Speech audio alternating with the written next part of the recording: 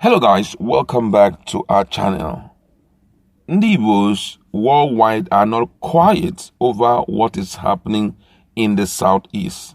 We have received a lot of reaction from different people and none of them seems to support the last statement that was made by the IGP about what is going to be happening in the southeast. Already there had been diverse reports pointing towards that direction. Right now, three strong groups in the diaspora, mostly host in United States of America, has sent a strong warning to the IGP and also to the presidency.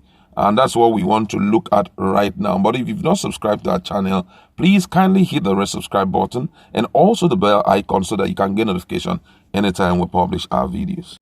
Groups representing the interests of Igbo people in the diaspora, Coordination of World Igbo Congress, WIC, Igbo World Assembly, IWA, and Nzuko Umonna have strongly condemned the shoot-on-sight order given by the acting Inspector General of Police, Usman Baba, to policemen in the southeast region. The police boss last Tuesday launched a new special operational action plan codenamed Operation Restore Peace to clamp down on members of the indigenous people of Biafra and its security arm, Eastern Security Network, over the uprising in the region. The police said in a release that the IGP launched a special operation at the Michael Okpara Square, Enugu, as part of an effort targeted at returning the southeastern region to its historical pride of place where its people were known to be peaceful, tolerant, innovative, industrious, and entrepreneurial. It also said partly, and I quote, it said the IGP, while appreciating the individual and collective effort of all the Southeast governors and other critical stakeholders in the region towards supporting the police in restoring security and strengthening national unity, assured the nation that in the coming days the special operation will be extended to other parts of the Southeast region to confront criminal elements, take the battle to their doorstep, and reorder our cherished national values in the region. The group, in a statement jointly signed by Professor Anthony Ejiofor, Chairman, World Igbo Congress, Dr. Nwachukwu Anakwenze, Chairman, Igbo World Assembly, Sir Ngozi Odumoko, Executive Secretary, Nzuko Umonna, and Elder Amadi Ebube Mbama, Coordinator, Joint Action Committee, said the response of the federal government to the rising insecurity in the region is odious and ominous. The group described the utterance of the IGP as capable of turning the region into a war zone rather than bringing peace, stability, and development. They also call on the federal government to embrace the 12-point agenda recently adopted by southern governors, especially on restructuring state policing and its ban on open grazing of cattle. These, they believe, will bring the lasting solution to the insecurity challenges in the region. And the statement reads in part, it said the entire Igbo nation in the United States of America, under the coordination of World Igbo Congress, Igbo World Assembly, and Nzuko Umonna, reaffirmed the bond and oneness of the Ndibos in the diaspora and have resolved to act as the coordinating point of Ndibos in the U.S. We are unanimous in our strong condemnation of the reported shoot-on-sight order issued by the Inspector General of Police against Igbo youths. As an umbrella organization that is not only vested in the interest of Ndibo in the UK, but with deep roots in Nigeria, we are aware of the socio-cultural, economic, and political development in our father's land. To this end, we are not unaware of the worsening security challenges in Nigeria and the concerted effort by both states and non-state actors to arrest the situation. The country has witnessed how terrorism, killer herdsmen, and banditry that have ravaged some parts of the north and is gradually descending to the south part of the country, especially the southeast and the south-south region. The Igbo heartland. Noteworthy is the fact that until recently, southeast was the most peaceful and stable region in Nigeria, While this is troubling and a great source of concern for Nigerians in general and Igbos in particular, what is more worrisome is the posture of the federal government and response by the law enforcement agent to the situation. For some reasons that seem odious and ominous, the utterance from the presidency, government, and law enforcement officials are last with a desire to turn the region into a war zone rather than seek its peace, stability, and development. The worst case scenario was the latest comments credited to the Inspector General of Police.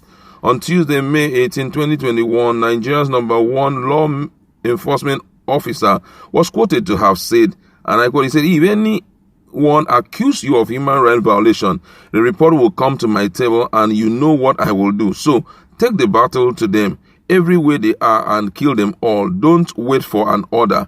This statement, if true, is a call for genocide, extrajudicial killing, and human rights violation against people of the Southeast and South-South region. We have waited to be sure that the police boss was either misquoted or have a Freudian slip that would be denied and clarified, but none of that was done. Not only are we shocked that the IGP Baba did not deny and disassociate himself from such a murderous statement, but we are equally surprised that the presidency failed to call him to order and reassure the people of the zone who are already traumatized by such order that is not the case. We want to believe that this is not a state policy that continues to designate the whole eastern region as an occupied territory since the end of the Biafra-Nigerian civil war. Against this backdrop, Igbos in the diaspora condemn in strongest terms the shot-on-sight order given by the IGP of police and the military chief as part of their rule of engagement, which violates every fabric of Geneva Convention on War Crime and law protecting civilians in conflict. Consequently, Igbo in the United States has commenced action to hold the police chief to account and the Commander-in-Chief of the Armed Forces for declaration of war on citizens of Nigeria, especially in the Southeast and the South-South region. For emphasis, we want to bring the attention of the IGP, service chiefs, and presidency that the international conventions and international rules are not being followed in the latest rule of engagement for the operation in Igbo land and therefore constitute act or intent to commit genocide. As an organization that believes in peace anchored on equity, fairness, and justice, we urge the government to explore dialogue as an avenue to lasting peace in the region and not a military era shoot-on-sight order. We are asking the government to embrace dialogue, engage with the people and leaders of this region to assure their grievances, which borders on marginalization and systemic discrimination. We are also using the opportunity to inform the international community and human rights organizations that if the government and law enforcement agents continue with the bloodletting, then President Muhammadu Buhari and his service chief will have a case to answer at the International Criminal Court. Finally, for a sustainable solution to the myriads of problems bedeviling the country, which have been exacerbated by the sectional and clannish nature of the current administration, we call on the federal government to embrace the 12-point agenda adopted by the governor of southern Nigeria, especially on restructuring state policing and ban on open grazing of livestock. This is quite interesting. The show of interest in what is happening in Nigeria points to the fact that there is unity among the Ndibos, and it's very good that there is a cry out coming from different avenues. I stumbled on something by Joe Campbell where he commented on the statement made by the IGP.